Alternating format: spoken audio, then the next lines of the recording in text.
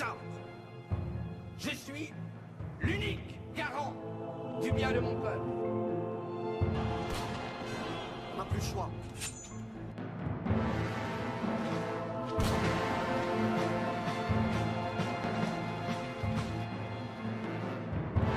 Hola, hola, bienvenidos a mi canal.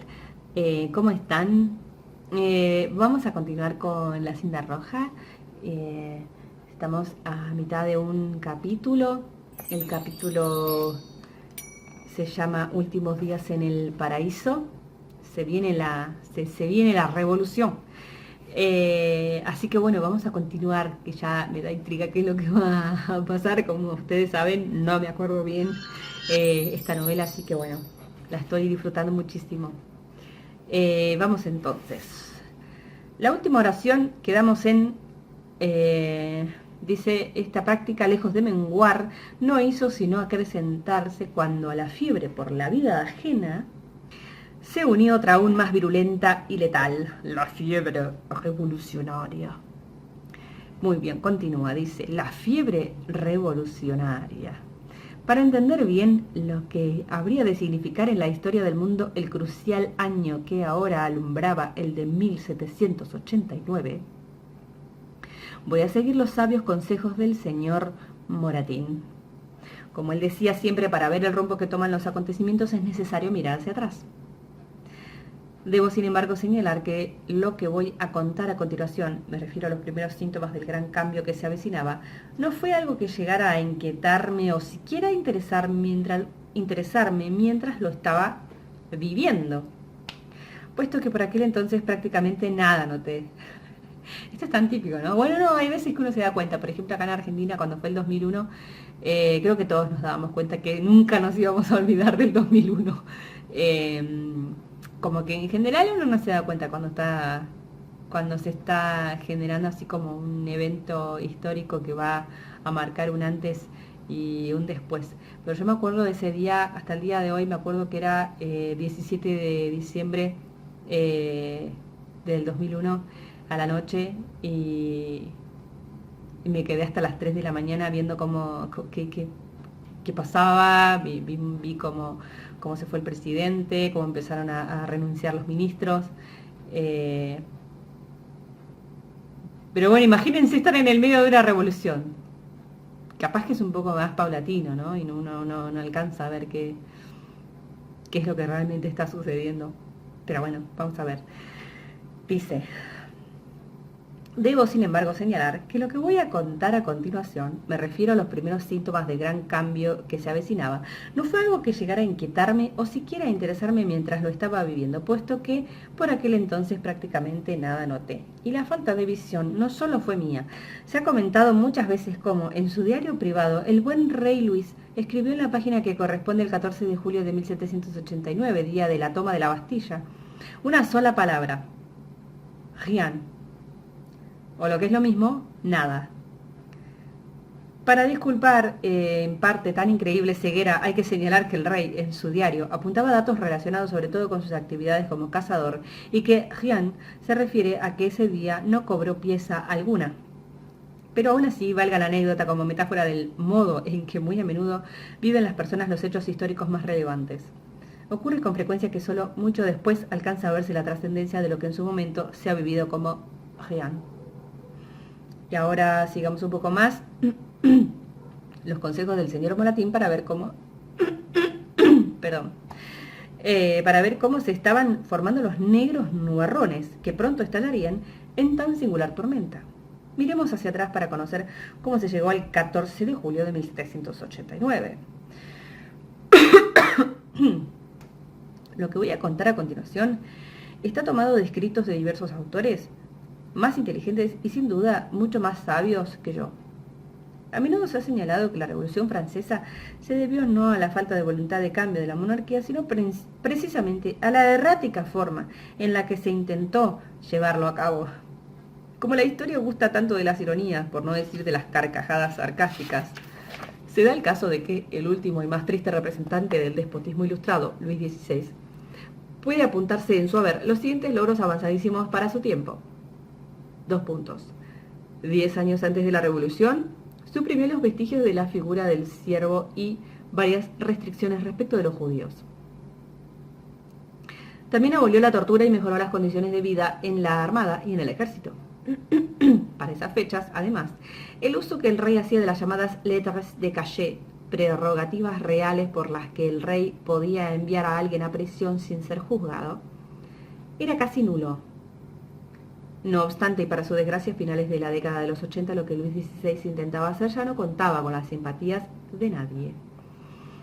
Y es que con sus reformas lo único que logró fue enojar tanto a los inmovilistas que por intentar llevarlas a cabo, como a los partidarios del cambio, por no hacerlo como ellos deseaban.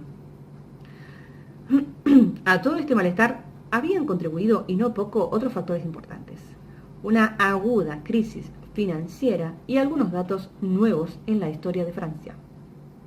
Se da el caso de que antes de 1780 la ausencia de hambrunas y ciertos avances en la medicina y en la higiene hicieron crecer notablemente la población. Esto permitió que aumentara el número de jornaleros, pero no así la cantidad de tierra cultivable, que continuaba siendo la misma y estaba en manos de los terratenientes de siempre. El resultado es que en 1789 los campesinos estaban mucho peor que en 1730. Habían crecido en número, pero la mayoría eran jornaleros sin trabajo. La corona, por su parte, era incapaz de solucionar dichos conflictos, puesto que no contaba ya con la ayuda de los nobles, ya que estos preferían ahora apoyar al Parlamento, donde ellos hacían las leyes, antes que al rey. Si a esto unimos la desigual y muy injusta forma de recaudar impuestos y el impacto que en la forma de pensar de la burguesía y la aristocracia francesa tuvo la guerra de la independencia de los Estados Unidos, tenemos ya todos los ingredientes necesarios para formar un muy revolucionario pastel. Porque es importante señalar que la guerra librada por los patriotas americanos y que culminó con su independencia de Inglaterra en 1776 tuvo dos consecuencias directas sobre los acontecimientos en Francia una década más tarde. La primera, ideológica; la segunda, financiera. Francia apoyó desde el principio con todo entusiasmo y mucho dinero a los americanos.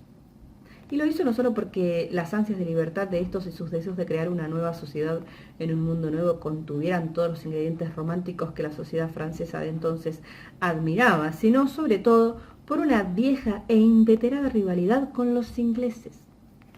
La segunda consecuencia del apoyo de Francia a la independencia de los Estados Unidos iba a ser menos romántica y, desde luego, mucho más cara. Dada la mala situación que atravesaba el país, financiar una guerra encubierta con Inglaterra no podía más que resultar ruinosa. Por eso las voces airadas que se elevaban contra María Antonieta, llamándola Madame Déficit, debido a sus dispendios y excentricidades, habrían estado sin duda mucho más justificadas de alzarse contra los gastos bélicos que generó dicha contienda y que fueron enormes. Dice un refrán castellano que a perro flaco todos son pulgas. Y yo siempre he sido gran entusiasta de los refranes de mi tierra. Si a toda la situación que he descrito agregamos ahora un periodo de vacas flacas, o peor aún, las 7 plagas de Egipto, ya tenemos el panorama completo de lo que estaba ocurriendo el año anterior a la Revolución. Sucedió que en julio de 1788 una gran tormenta de granizo azotó gran parte del centro de Francia. Se cuenta que las piedras de hielo eran tan monstruosas que mataban en su caída a liebres y perdices. Quedaron arrasados los viñedos de Alsacia, de Burdeos y del Loira. Arruinados también los campos de Orleans, los frutales de Calvados y los olivos y naranjos del Midi. Lo mismo ocurrió en Beauvais, cerca de París. A esto siguió una gran sequía y a continuación un invierno de tal severidad como no se había conocido desde 1709, cuando el vino de Burdeos llegó a helarse en la copa del buen rey. Cutera 2 palabras. El buen rey Luis XIV. Algo muy parecido ocurrió en 1788. Se hablaba de pájaros congelados en sus ramas y de lobos hambrientos que entraban en los pueblos en busca de comida. En el campo, los ya empobrecidos campesinos se vieron obligados a hervir cortezas de los árboles para subsistir. Las publicaciones de la época hablaban de ríos congelados y de olas del mar heladas en crestas que parecían dientes del mismísimo demonio. En enero de ese mismo año, el señor Mirabeau describió la región de Provenza como visitada por el ángel de la muerte. Todos los azotes posibles han caído sobre nosotros, decía. Allí donde voy, veo hombres muertos de frío y de hambre. Y aún no habían de terminar las plagas, puesto que el deshielo trajo a su vez nuevas penurias. A mediados de enero, el Loira comenzó a crecer, anegando las tierras y los campos. El hambre se instaló entonces en toda Francia, puesto que la calamidad alcanzó a toda la población como en un efecto dominó. Y con la penuria vino la sospecha. Se decía que los aristócratas, y en concreto los allegados a María Antonieta, estaban acaparando trigo para especular con él a costa de los más pobres.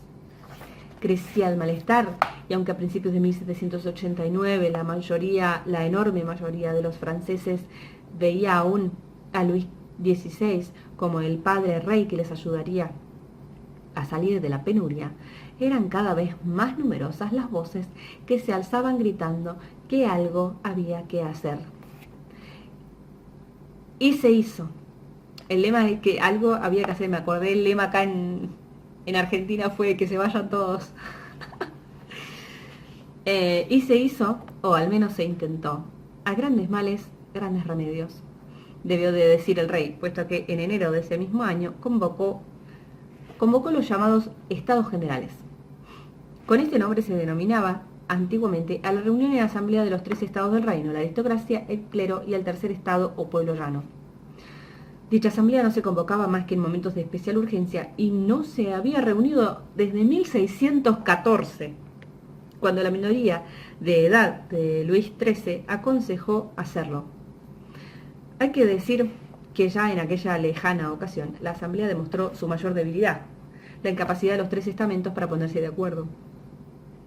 Aún así, y a pesar de sus inconvenientes, en 1789, la situación política y económica era tan apurada que se decidió reunir a los tres estados.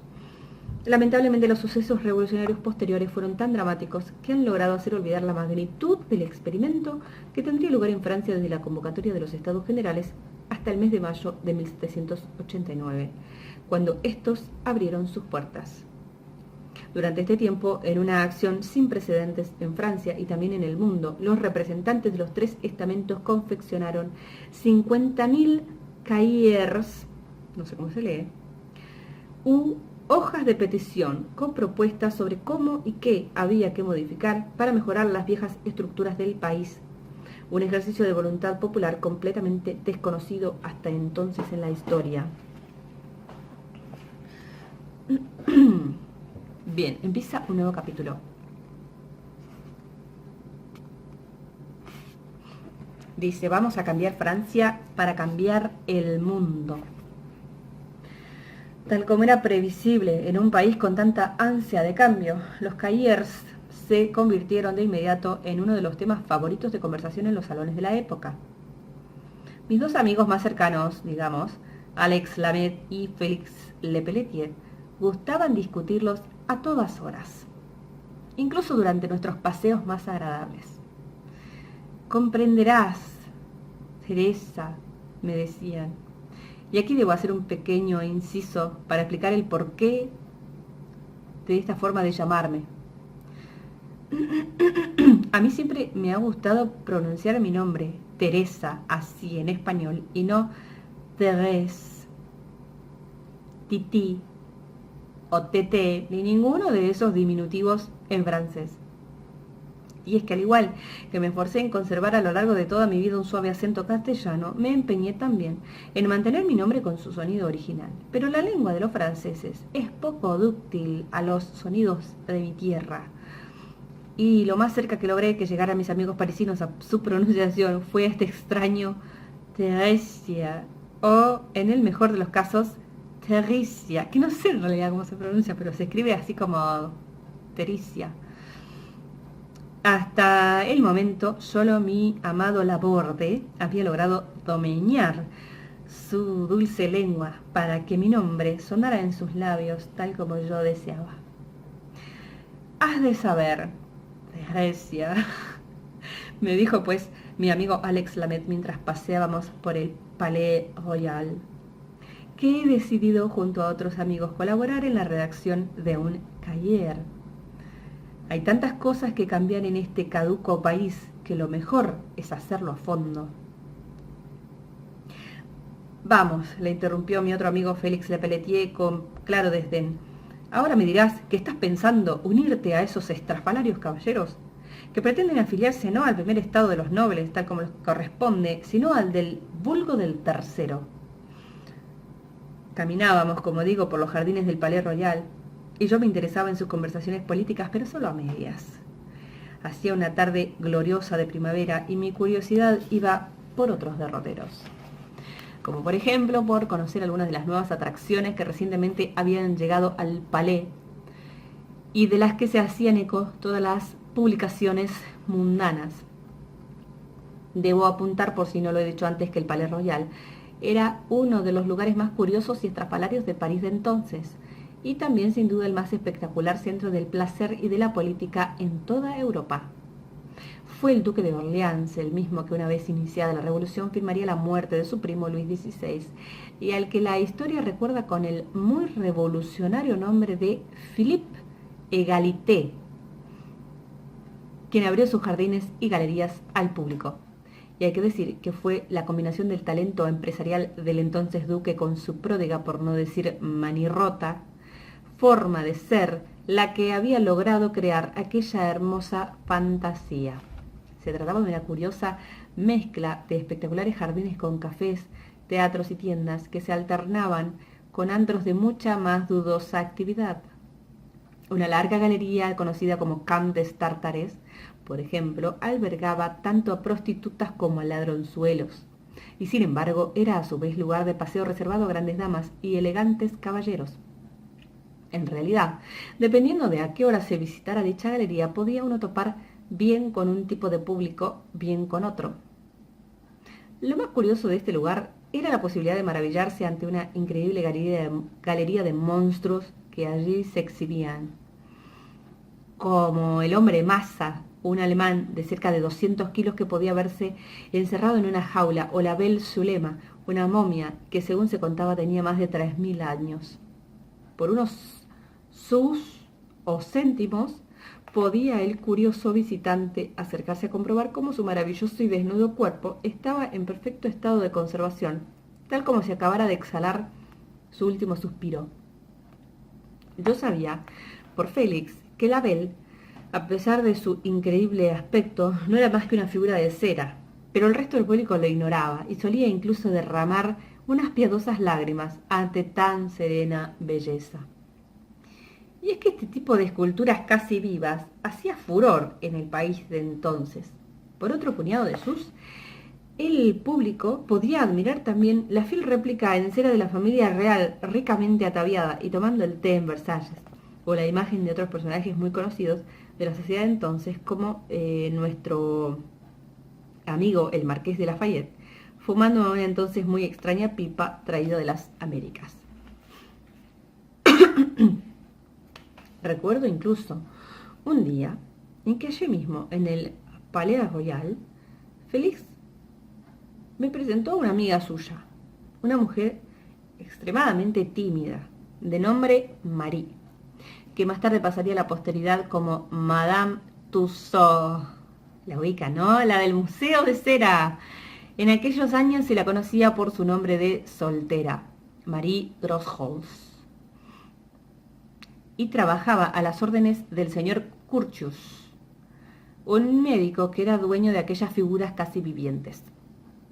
A pesar de su timidez, Marie era ya entonces profesora de dibujo de Madame Elisabeth, hermana del rey, lo que, por cierto, al llegar la revolución, le traería serios, por no decir terribles, problemas.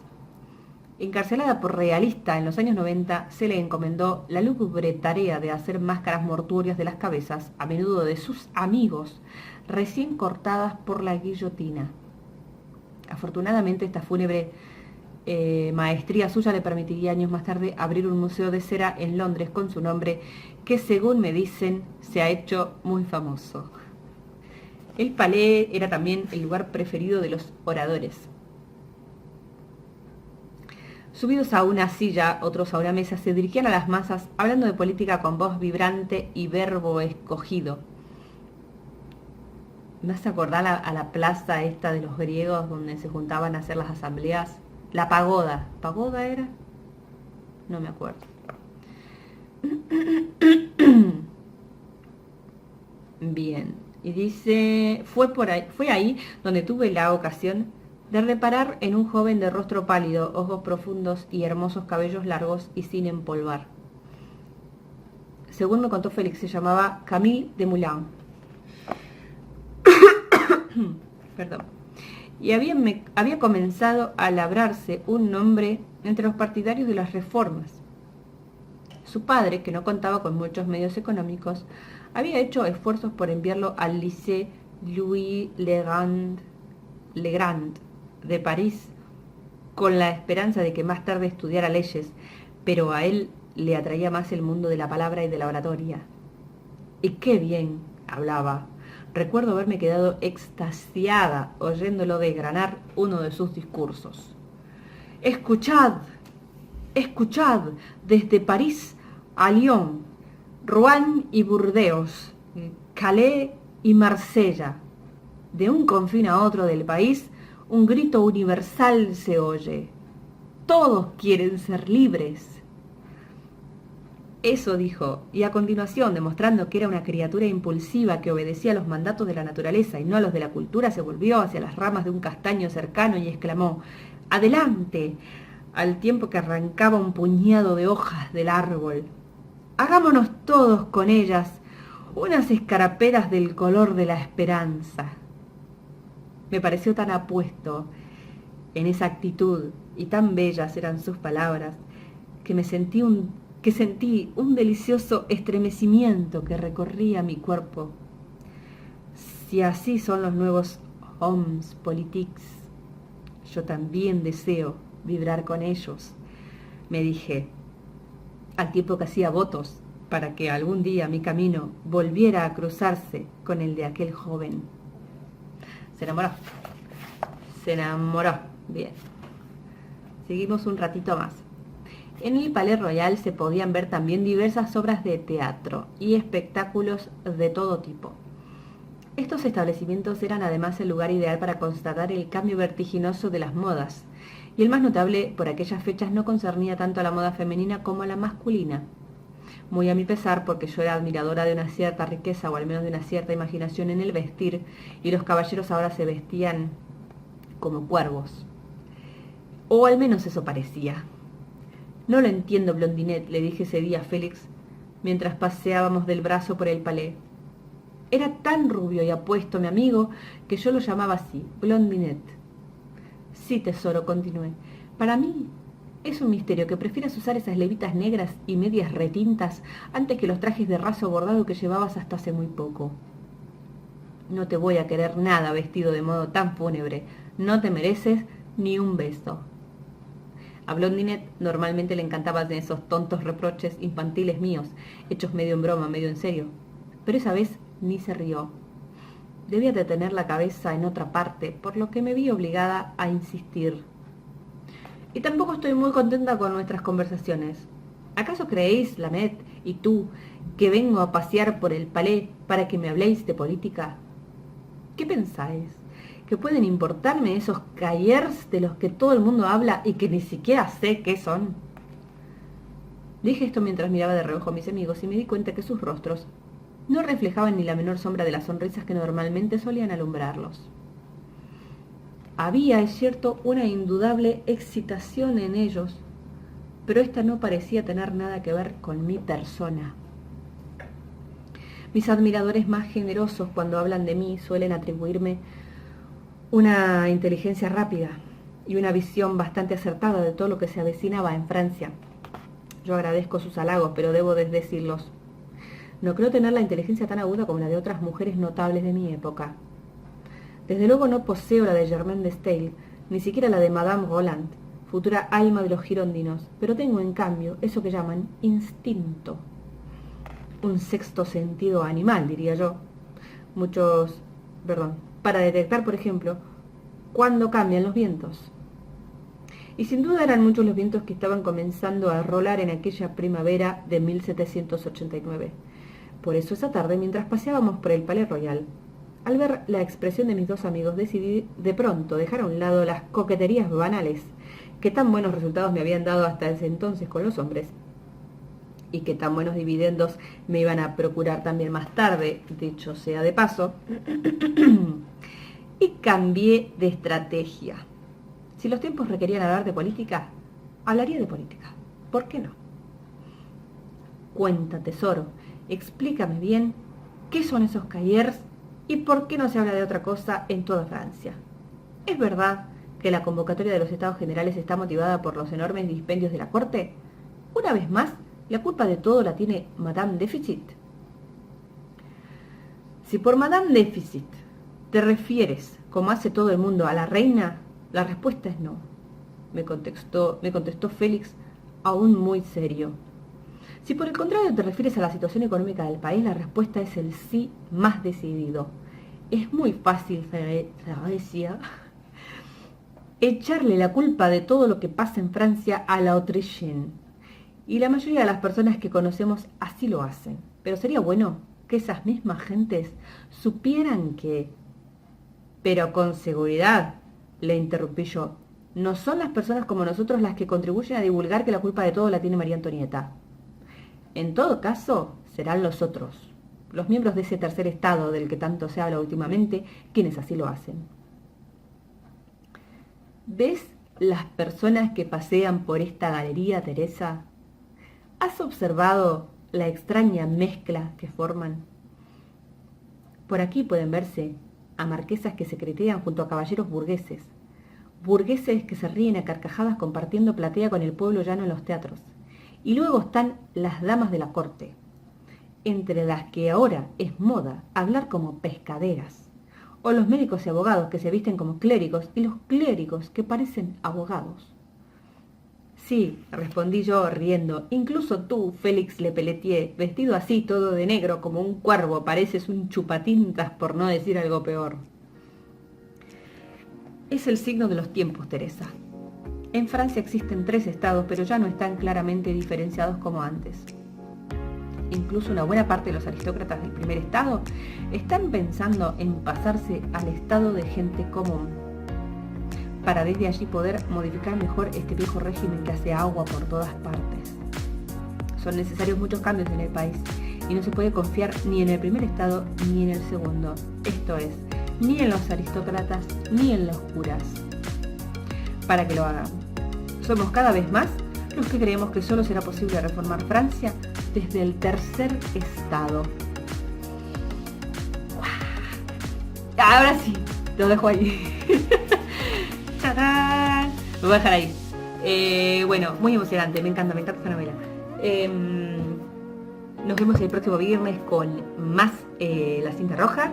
Y bueno, déjenme comentarios, pongan me gusta, suscríbanse a mi canal, denme cariño que me encanta. Y nos vemos la semana que viene. Bye, buen fin de semana.